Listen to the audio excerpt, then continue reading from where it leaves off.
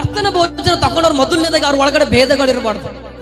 ಇನ್ನೊಬ್ಬ ನೋಡಿದ್ರೆ ಹೊಟ್ಟಿಗೆ ಮಾಡೋದಿರಬಾರ್ದು, ಇನ್ನೊಬ್ರು ನೋಡಿದ್ರೆ ಅವ್ರ ಬಗ್ಗೆ ಹಿಂದೆ ಮಾತಾಡೋದಿರಬಾರ್ದು, ಇನ್ನೊಂದು ಕುಟುಂಬ ಬಗ್ಗೆ ಮಾತಾಡೋದಿರಬಾರ್ದು, ಅವ್ರ ಜೀವಿತದ ಬಗ್ಗೆ ಎಣಸರಾಗಿರಬಾರ್ದು. ಅಕ್ಕಿನ ಜಿಂದಗಿ ಏನದ, ಅವ್ನ ಜಿಂದಗಿ ಏನದ, ಅವ್ರು ಹಂಗೆ ಇರ್ತಾವ ಅದಿರ್ತಾವ, ಈ ಆಲೋಚನೆ ನಿನ್ನ ಒಳಗಡೆ ಇರಬಾರ್ದು. ಕರ್ತನ ಭೋಜನ ನೀ ಅವಾಗ ರಿಯಲ್ ಕರ್ತನ ಭೋಜನ, ಕರ್ತನ ನೀ ಸೇವನೆ ಮಾಡ್ತೀವಿ. ಕ್ರಿಸ್ತನ್ ಅಂದ್ರೆ ಯಾರು? ಕ್ರಿಸ್ತನ ಪದದ ಅರ್ಥ ಏನು?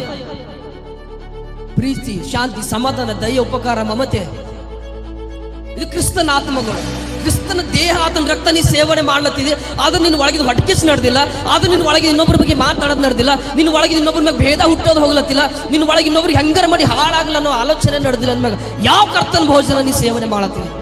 ಯಾಕೆ ಕ್ರಿಸ್ತನ ನೀ ಸೇವನೆ ಮಾಡತ್ತೀರಿ? ನಿಜವಾದ ಯೇಸು ಸ್ವಾಮಿಗೆ ಸೇವನೆ ಮಾಡೋರಾಗಿದ್ರ, ನಿಜವಾದ ಯೇಸು ಸ್ವಾಮಿ ರಕ್ತನ ಕುಡಿಯೋರಾಗಿದ್ರ, ನಿಜವಾದ ಯೇಸು ಮಾಂಸ ತಿನ್ನೋರ ನೀ ಆಗಿದ್ರ, ನಿನ್ನ ಒಳಗಡೆ ಕ್ರಿಸ್ತನ ಪ್ರೀತಿ, ಕ್ರಿಸ್ತನ ಮನಸ್ಸು ಇದ್ರ ಮಾತ್ರ ಅದು ನಿನ್ನ ಜೀವಿತದಲ್ಲಿ ಬ್ಲೆಸ್ಸಿಂಗ್ ಆಗಿರ್ತದೆ. ಇಲ್ಲಂದ್ರ ಏನೋ ನಾಮಕೆ ವಾಸ್ತೆ ಬರೋದು, ಅದು ತಗೊಳೋದು, ಅದು ತಿಂಡಿ ಓದೋದು, ಇದು ನಡೆಯಲ್ರಿ ದೇವ್ರ ಹತ್ರ.